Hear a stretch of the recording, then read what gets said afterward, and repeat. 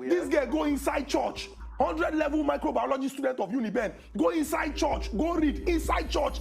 Now inside church people come rape this girl. Use fire extinguisher canister. Hit her for head. Come kill this girl. So inside church.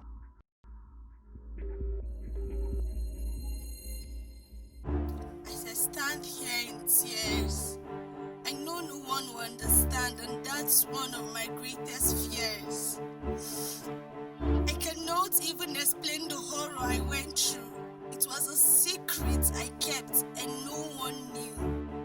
A nameless, faceless beast of the night, out of nowhere came and tore me apart. I punched, kicked, beat and tried to fight, but his mind was filled with lust, and his lust was my fright.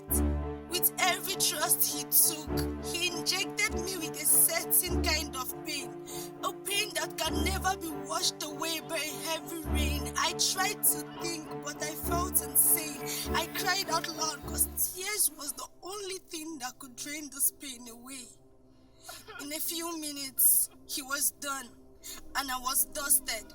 I tried to fly, but my wings he had broken.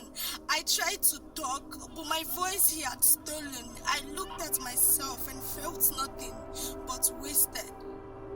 What some imagine as their worst nightmare that can never unfold is the stark reality I've lived with and never thought. But now I'm afraid I can no longer withhold. I am done being silent and I've become bold. Now I've realized that my inability to speak against this act of male violence has not only affected me at its peak, but has contributed to the stigma that enforces my silence. Now I beg to refrain from my pitiful self. To the ladies, do not be ashamed to talk about sexual harassment.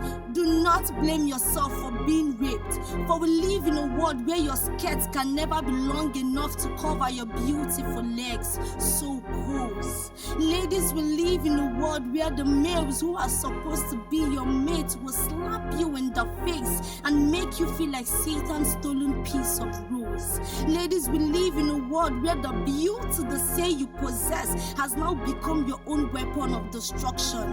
Who knows? Ladies, we live in a world where the owner of a beautiful garden gets lashed and convicted for losing her own golden apple. Why? Because every time we sit to discuss, we excuse, justify, or simply ignore the crime. Rape. Every time we dismiss it with that word I detest. Men will always be men. We reinforce the notion that this world has never and will never be truly safe for women.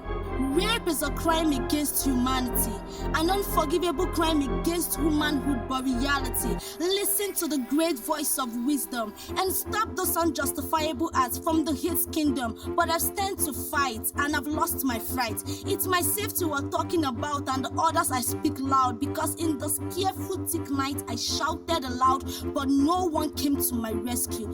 Everyone with their heads stood, others enjoying with their families. I'm here suffering, the criminals eating rice and stew. Now afraid of my lost pride and STDs flowing on the roads, sowing so much and plenteous disease on the go. Now everyone and the magistrate might have got a prize, but no prize is worth the massacre of my pride. There should be punishment for this great crime. Rapists be put behind bars.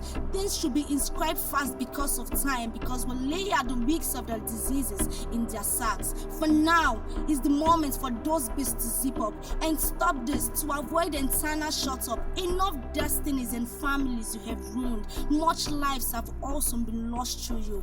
Get over soon with your blind lust. For now is the moment to quit your selfish man job, feeding the organism between your legs, but breaking the pride of both my legs and my chest.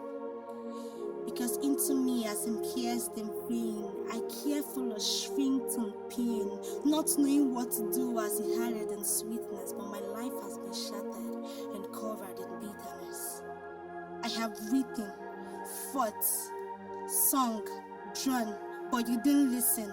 Now the battle line has been drawn. For a suitable punishment will make you a dead prone, and to the lives of families and women. Enjoy.